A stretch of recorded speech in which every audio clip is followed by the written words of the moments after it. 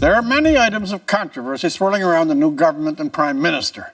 The speed of the Syrian refugee plan, deficits, military vehicles to Saudi Arabia. The country will survive all these issues. However, there is one issue larger than all of them, an issue that underlies whatever decisions we make on all other issues, and that is that of the citizens' franchise, how we vote.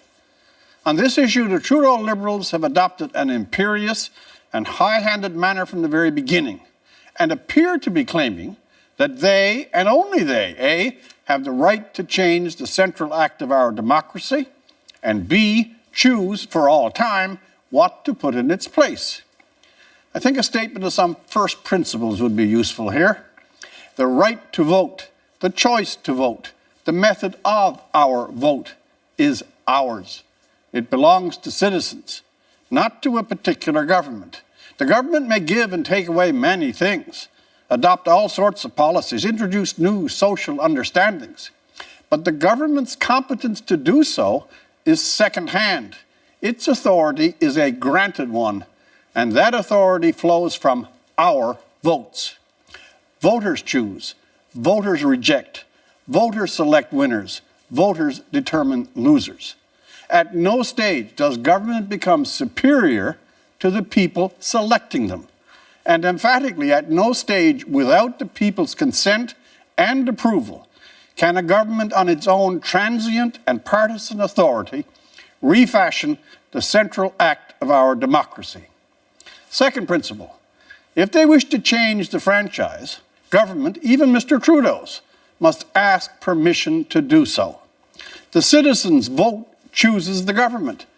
As a corollary, the government of a day does not get to choose the way the voters choose. Mr. Trudeau's dramatic declaration before the election that it would be the last under first past the post was not a pledge he was then or now entitled to make. He might wish that to be so.